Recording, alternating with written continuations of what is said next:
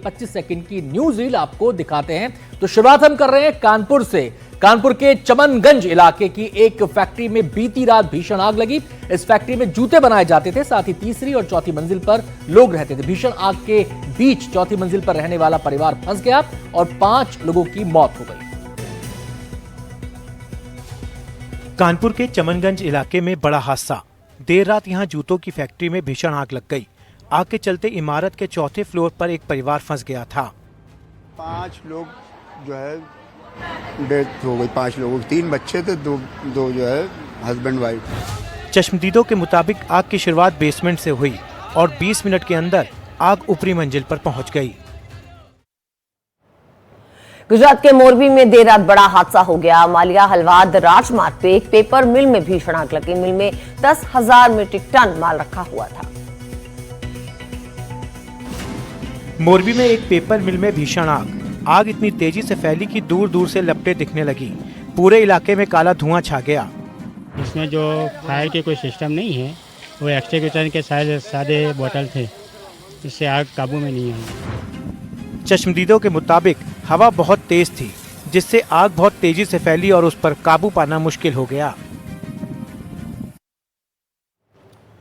मध्य प्रदेश के पन्ना में आग का तांडव देखने को मिला। भीषण आग के चलते करीब 20 घर जलकर खाक हो गए।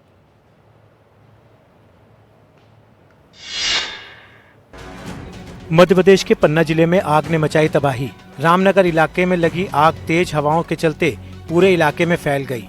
तुरंत यहाँ पुलिस फोर्स तो आई है। इसके अलावा जो है कि हम लोगों ने अमानगंज से, सिमरिया से और जहाँ जहाँ संभव हुआ वहाँ से फायर ब्रिगेड भी बुलवाया और उनने अब करके जो है कि आग पे काबू पा लिया।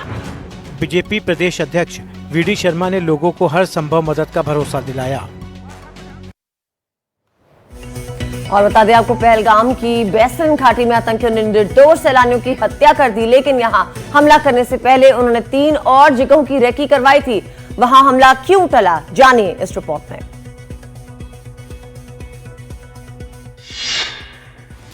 बैसन घाटी में हमले से पहले आतंकियों ने आरू वैली, अम्यूजमेंट पार्क और बेताब वैली की भी रेकी की थी, लेकिन सुरक्षा ज्यादा होने के चलते हमला टाल दिया गया। इन जगहों पर जो सुरक्षा है वो काफी ज्यादा होती है और यहाँ से हमला करने के बाद भागना बहुत मुश्किल था।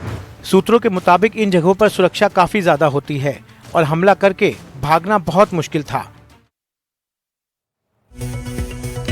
पहलगाम हमले के बाद जम्मू कश्मीर में सुरक्षा बल आतंकियों की तलाश में सर्च ऑपरेशन चला रहे हैं। इसी दौरान दक्षिण कश्मीर के कुलगाम में इम्तियाज अहमद मागरे की लाश नाले से मिली।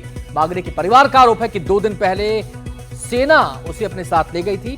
पुलिस का कहना है कि उसने खुद नाले में छलांग लगाई। कुलगाम के एक नाले में 22 साल के इम्तियाज अहमद मागरे का शव मिलने के बाद मामला गर्मा गया है।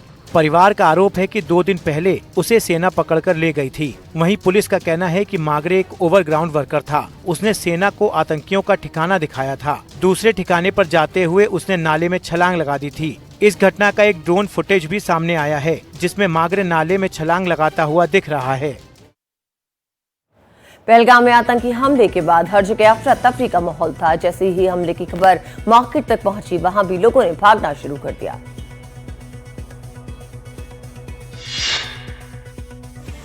भागते पर्यटक, तेज रफ्तार गाड़ियां और खौफ का मंजर।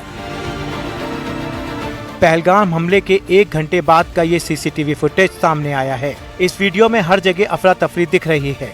लोग बदहवास हालत में भागते दिख रहे हैं। ये वीडियो बैसन घाटी के पास मार्केट का है। इससे अंदाजा लगाया जा सकता है कि उस दिन कितनी बड़ी संख्या में सैलानी वहां मौजूद थे। पहलगाम हमले को लेकर भारत पाकिस्तान के बीच तनाव बढ़ा हुआ है। भारत लगातार पाकिस्तान के खिलाफ बड़ी कार्रवाई कर रहा है। इस बीच पंजाब के फिरोजपुर कैंट एरिया से ब्लैकआउट एक्सरसाइज की गई।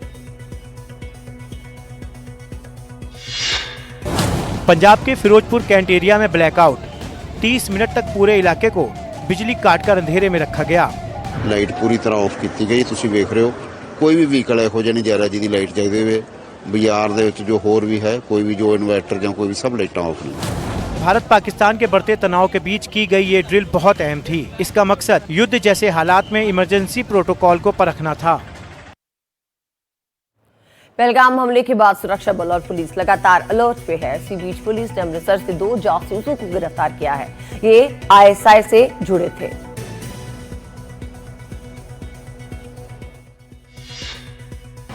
पंजाब पुलिस की बड़ी कामयाबी, 2 जासूसों को किया गिरफ्तार। इन जासूसों का पाकिस्तान खुफिया एजेंसी ISI के साथ कनेक्शन सामने आया है। और भी बारीकी से इन्वेस्टिगेशन कर रहे हैं कि इनके और भी मोटिव्स क्या थे, ये कितनी देर से उनके साथ PIOs के साथ टच में थे और क्या सेंसिटिव इंफॉर्मेशन इन्होंने रिवील की। पुलिस लगातार दोनों जासूसों से पूछताछ कर रही है और जल्द ही कई बड़े खुलासे हो सकते हैं।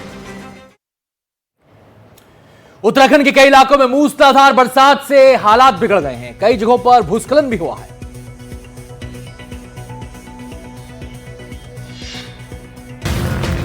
उत्तराखंड में हुई तेज बारिश ने तीर्थयात्रियों की मुश्किलें बढ़ा दी हैं। इसके चलते चारधाम यात्रा पर भी असर पड़ा। शिवपुरी में बारिश के चलते भूस्खलन हुआ और पहाड़ों से बड़े बड़े पत्थर नीचे गिरे। मलबा सड़क तक आ गया, जिससे ऋषिकेश बद्रीनाथ हाईवे जाम हो गया। वहां गाड़ियों की लंबी लंबी लाइनें देखी गईं। फिलहाल प्रशासन ने यात्रियों से दूसरे मार्ग के जरिए जाने की अपील की है। मसूरी में भारी बारिश के बाद कैंपटी फॉल का विकराल रूप दिखा। डरावना मंजर देख सैलानी दहशत में आ गए।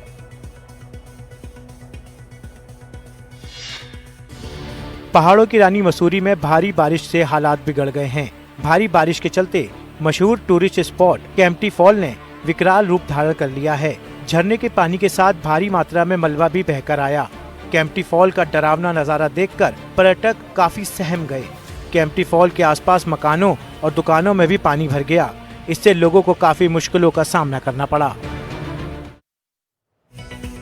हिमाचल में भी भारी बरसात से जनजीवन अस्त व्यस्त हो गया है। शिमला और आसपास के इलाकों में ओले भी गिरे, जिससे फसलों को नुकसान पहुंचा। हिमाचल प्रदेश के कई इलाकों में भारी बारिश से हालात बिगड़े। कई जगहों पर ओले भी गिरे। कांगड़ा, पालमपुर, बैजनाथ और सुंदरनगर में आंधी से नुकसान की खबरें आई हैं। मौसम विभाग ने पूरे राज्य में 8 मई तक के लिए ऑरेंज अलर्ट जारी कर दिया है। साथ ही 30 से 35 किलोमीटर प्रति घंटे की रफ्तार से हवाएं चलने का अनुमान भी जताया है। तमिलनाडु के कई इलाकों में हुई भारी बारिश से गर्मी से तो राहत मिली, लेकिन लोगों की मुश्किलों में भी इजाफा हुआ। कई जिलों के लिए मौसम विभाग ने अलर्ट भी जारी किया है। तमिलनाडु के कई इलाकों में भारी बारिश और तूफान। चेन्नई, विल्लुपुरम, चेंगलपट्टू, कोयम्बटूर में भारी बारिश और तूफान से काफी नुकसान हुआ। कई इलाकों में पेड़ उखड़ गए और लोगों के घरों में भी पानी घुस गया, जबकि तिरुवल्लुर जिले में ओले भी गिरे। मौसम विभाग ने कई जिलों के लिए बारिश का ऑरेंज अलर्ट जारी किया है। हालांकि अचानक बारिश ने लोगों को भीषण गर्मी से राहत दिला दी। उत्तर प्रदेश के अलीगढ़ में एक विमान लैंडिंग के वक्त दीवार से टकरा गया। राहत की बात रही कि पायलट सुरक्षित है।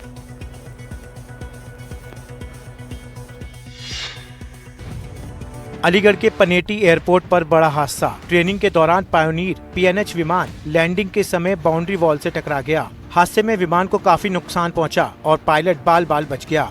स्टूडेंट बिल्कुल सेफ है, कोई आग नहीं लगी है और बाकी अग्रिम कार्यवाही जारी है। हादसे की तकनीकी जांच शुरू कर दी गई है। विमान के ब्लैक बॉक्स और अन्य उपकरणों की भी बारीकी से जांच की जाएगी। उत्तर प्रदेश के अवैध मदरसों के खिलाफ अभियान जारी है। श्रावस्ती में कई और अवैध मदरसों पर बुलडोजर चलाया गया है।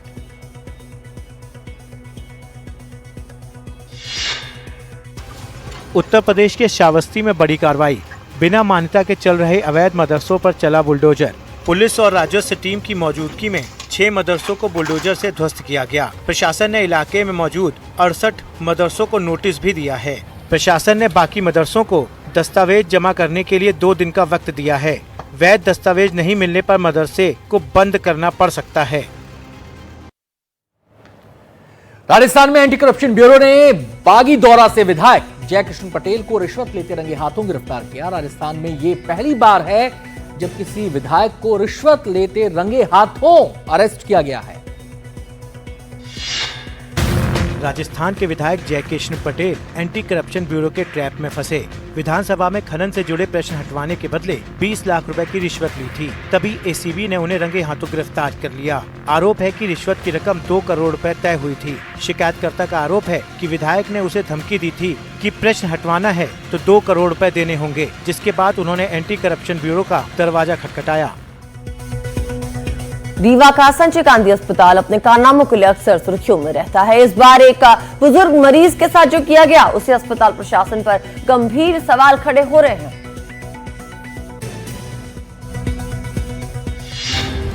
रीवा का संजय गांधी अस्पताल एक बार फिर सुर्खियों में आया। इस बार बीमार बुजुर्ग को अस्पताल में बिस्तर नहीं मिल पाया, इसलिए इलाज स्ट्रेचर पर ही शुरू हो गया।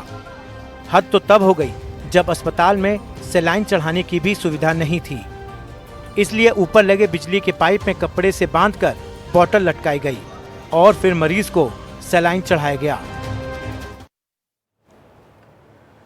कोरोना वायरस के बाद से ही देश में साइलेंट हार्ट अटैक के मामले बढ़ते जा रहे हैं। लोग हंसते खेलते नाचते गाते अचानक गिर जाते हैं और उनकी मौत हो जाती है। एक बार फिर ऐसी ही घटना कोटा से सामने आई है।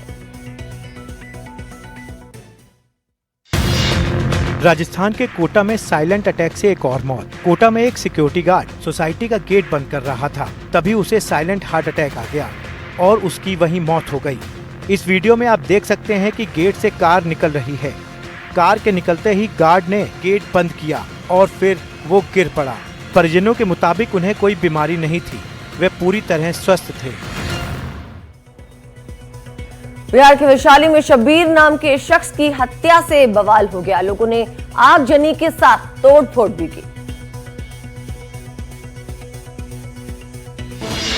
बिहार के वैशाली में युवक की मौत पर बवाल। त्रिमूर्ति चौक पर हुई तोड़फोड़ और आगजनी। शब्बीर नाम के युवक को बदमाशों ने पुलिस थाने से सिर्फ 20 मीटर दूर गोली मार दी। शब्बीर नमाज पढ़कर लौट रहा था। ने आगे गोली मारा है, यही हम लोग को सूचना है, लेकिन हम लोग अभी और पता करेंगे, फिर बताएंगे। पुलिस अभी अनुसंधान लगी हुई है। पुलिस ने शव को कब्जे में लेकर पोस्टमार्टम के लिए भेज दिया है। बदमाशों की तलाश की जा रही है। धनबाद में सरकारी कर्मचारियों ने पूरे प्रशासन को शर्मसार कर दिया। एक दुकान पर नशे में धुत पुलिस वाले ने सरेआम छलकाया जाम। धनबाद में पुलिस कर्मियों की शर्मनाक हरकत, शरीर पर वर्दी और हाथों में जाम। इस वीडियो में एक पुलिसकर्मी लिट्टी की दुकान पर बैठकर जाम छलका रहा है। ऐसा ही एक वीडियो टाटानगर रेलवे स्टेशन इलाके का है। शाम ढलते ही ये पोस्ट ऑफिस बार में तब्दील हो जाता है। जैसे ही मीडिया ने इस हरकत को कैमरे में कैद किया, कर्मचारी बोतल लिए मुंह छिपाकर भागने लगा। फरीदाबाद के एक प्राचीन शिव मंदिर में चोरी की वारदात सामने आई है। चोरों ने शिवलिंग पे चढ़ी कई किलो चांदी साफ कर दी।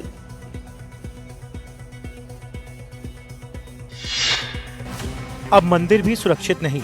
ऐसी ही एक घटना फरीदाबाद के प्राचीन शिव मंदिर में घटी। अजरौदा गांव के इस मंदिर में चोर दीवार फांदकर घुसे और शिवलिंग पर चढ़ाई गई 3 किलो की चांदी चोरी कर ले गए। 3 किलो का चांदी लगवाया था किसी भक्त ने, तो वो आए और आकर के उसको उड़ा करके ले गए। मंदिर प्रशासन की शिकायत पर पुलिस जांच में जुट गई है। पुलिस ने मंदिर परिसर का भी मुआयना किया है। मध्य प्रदेश के ग्वालियर में लगातार चोरी की वारदातें बढ़ रही हैं। अब एक मैरिज गार्डन से चोरी की घटना सामने आई है। मध्य प्रदेश के ग्वालियर में फिल्मी स्टाइल में चोरी। ये सीसीटीवी फुटेज देखिए। चोर बाइक से आया और सीधे मैरिज गार्डन की दूसरी मंजिल पर बने कमरे में पहुंचा। कैश, सोना, चांदी से भरे बैग को कमरे की खिड़की से नीचे सुनसान गली में फेंका। चुपचाप मैरिज गार्डन से बाहर आया, बैग उठाकर भाग निकला। चोर सीसीटीवी में तो कैद हो गया, लेकिन अब तक पुलिस के हाथ नहीं लगा है। शुभ मुहूर्त में बद्रीनाथ धाम के कपाट श्रद्धालुओं के लिए खुल गए। अब अगले 6 महीने तक भगवान बद्रीनाथ की पूजा होगी। खास मौके पर देश विदेश से बड़ी संख्या में श्रद्धालु भी पहुंचे हैं। सुबह 6 बजे जय बद्रीनाथ के उद्घोष। मंदिर के कपाट खुले। आसमान में उड़ते हुए हेलीकॉप्टर ने मंदिर और नीचे खड़े हजारों श्रद्धालुओं पर फूलों की वर्षा की। बद्रीनाथ मंदिर को 40 क्विंटल गेंदे के फूलों से सजाया गया है। करीब 15,000 से ज्यादा तीर्थ यात्रियों ने बद्रीनाथ की अखंड ज्योति के साथ ही भगवान बद्री विशाल के दर्शन किए। जिम कॉर्बेट के फाटो टूरिज्म जोन में एक विशालकाय बाघ दिखाई दिया है। इस बाघ का वीडियो सोशल मीडिया पर जमकर वायरल हो रहा है। लोगों ने टाइगर को हरक्यूलिस नाम दिया है। जिम कॉर्बेट नेशनल पार्क में दिखा विशालकाय बाघ। ये बाघ सैलानियों के आकर्षण का केंद्र बना हुआ है। कई लोग इसे एशिया का सबसे बड़ा बाघ बता रहे हैं। वास्तव में काफी बड़ा है, लेकिन किसी पैमाने पे हम उसको अभी तक नहीं नाप सकते जब तक कि उसके बारे में कोई ठोस तथ्य हमारे पास ना हो। हालांकि कई जानकार इसे एशिया का सबसे बड़ा बाघ होने के दावे को सही नहीं मान रहे। महाराष्ट्र सरकार लगातार राज्य में पर्यटन को बढ़ावा देने की कोशिश में जुटी है। इसी कड़ी में महाबलेश्वर में खास ड्रोन और लेजर शो का आयोजन हुआ। रविवार रात महाबलेश्वर का आसमान जगमगा उठा। मशहूर वेन्ना लेक पर हुआ शानदार ड्रोन शो। आसमान में चमकी तरह तरह की आकृतियां, साथ ही शानदार लेजर शो भी हुआ। महाराष्ट्र टूरिज्म फेस्टिवल में बड़ी संख्या में लोगों ने इस शानदार नजारे का लुत्फ उठाया। हमास के साथ जंग के बीच इजरायल के प्रधानमंत्री बेंजामिन नेतन्याहू ने बड़ा ऐलान कर दिया है। उन्होंने गाजा में युद्ध को बढ़ाने का यानी कि उसका विस्तार करने का ऐलान कर दिया है। साथ ही इसके लिए इजरायल के हजारों रिजर्व सैनिकों को बुलाया गया है। इजरायल डिफेंस फोर्सेस के मुताबिक कुछ ही हफ्तों में सेना में हजारों रिजर्व सैनिक दिखेंगे। आपको बता दें कि इजरायल की सेना ने गाजा के बड़े इलाके को तबाह कर दिया है। इजरायल की कार्रवाई में हमास के लड़ाकों के साथ साथ हजारों लोग भी उसका शिकार हुए हैं। आपको बताएं कि जो हमास का शीर्ष नेतृत्व है उसको भी इजरायल ने अपने हमलों में टारगेट किया है।